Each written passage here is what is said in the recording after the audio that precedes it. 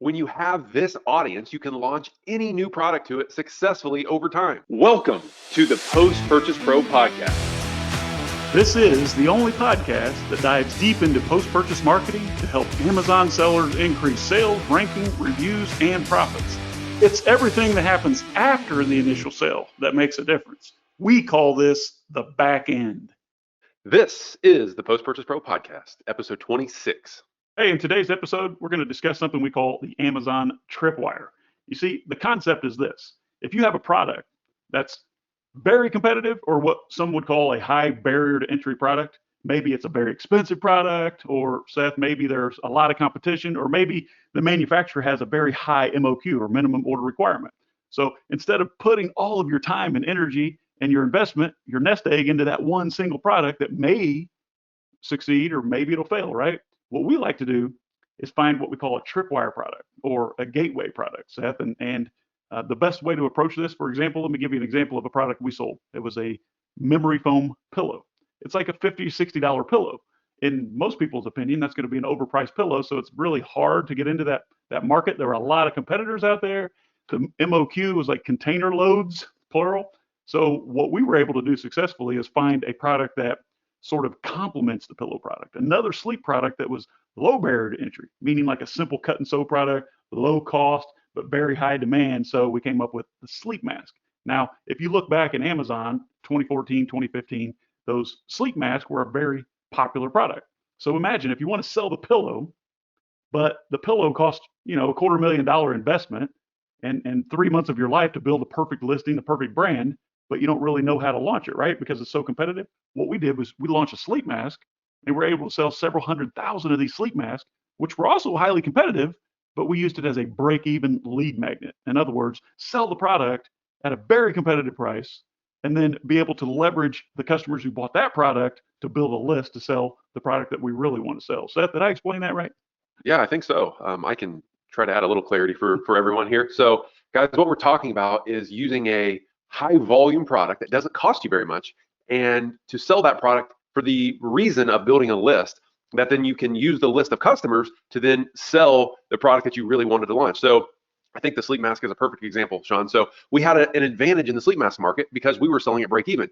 We had no intention of making a product. We wanted to sell as many units as possible. So if you're selling a sleep mask for $4 and the market's at 8 or 10, that's a big advantage. But the secret strategy that no one else could see is we had a card inside each one of those sleep masks, and it said something very appealing to a sleep customer. They would then come and sign up on our opt-in page, giving us their email and the right to market to them again.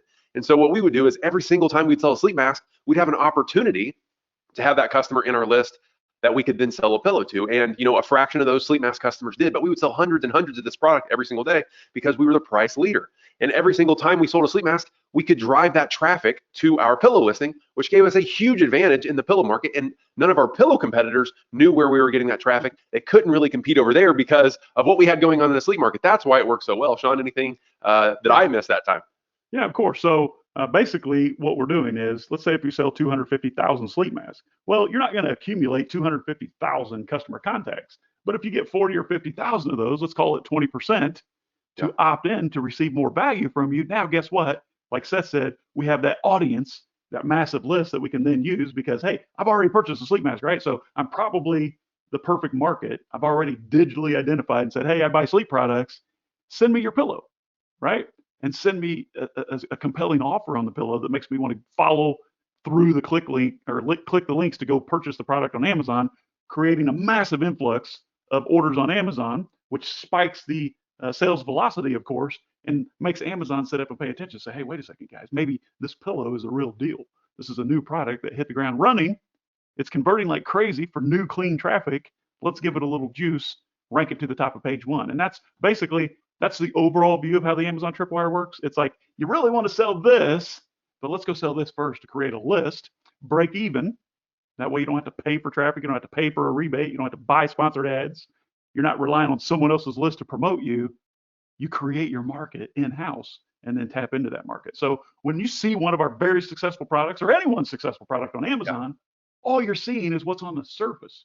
You don't really know what's going on in the background behind the scenes to create that amazing product. And this is just one tiny way that we've been able to leverage what we know about marketing and Amazon sales to launch our product successfully every time. There are several ways, Seth, but remember, you're only seeing what's on the surface, what a marketer or what we want you to see as a seller. There's probably more to it, Seth.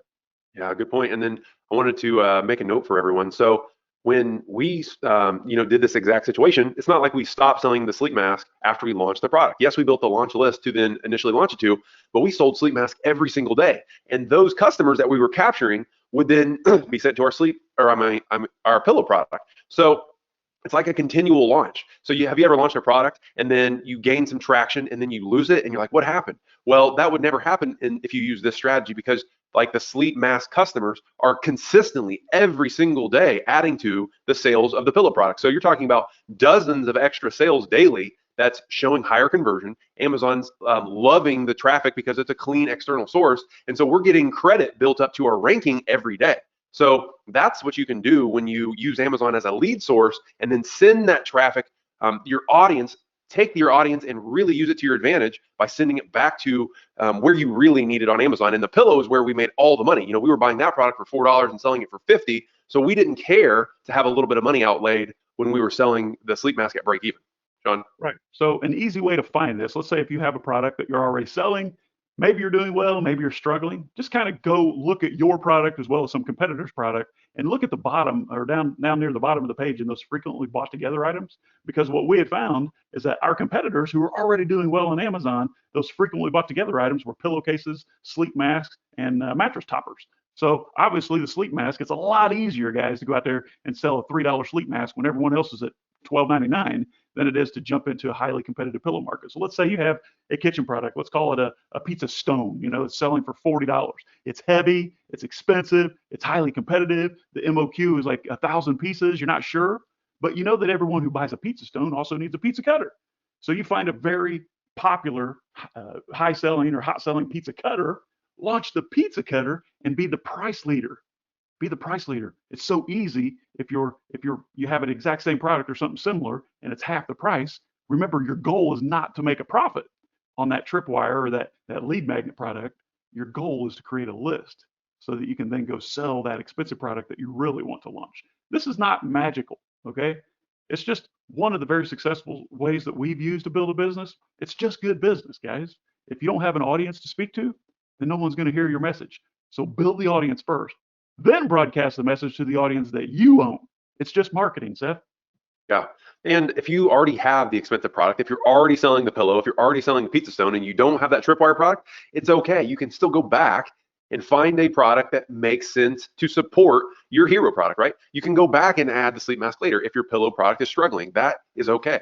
I guess the whole secret behind it, Shawn, is to capture your customers' information and then to send it back to Amazon where you need it most. So it just so happens that picking a low barrier to entry, high volume product accelerates it because you have so many more transactions to then capture your customer and build an audience faster. So it's all about building an audience and then using that traffic to benefit your business on Amazon. So if you can think just a little bit outside the box, a lot of times you're going to go a long way on Amazon because everybody else is taking, they're taking the same courses pretty much and they're trying the same tactics. And then you have these crazy sellers that are doing all these black hat things and they're not really thinking like marketers. So if you can just put your marketing cap on for a second, I think you'll be really happy. Try this out. We do this stuff for our clients every day, but for you guys, all you have to do is create an insert to capture your traffic and then create some email campaigns and send that traffic back to Amazon. It's pretty simple. Yeah. So remember that just because I purchase your tripwire product doesn't necessarily mean that I want to give you my email and phone number. So you have to have a product insert that tells me, hey, go to this URL and let me give you more value. Let me enhance your experience. So we've created 5 unique tools that can help you implement this strategy. And I'll give those to you, one of which is a highly converting product insert.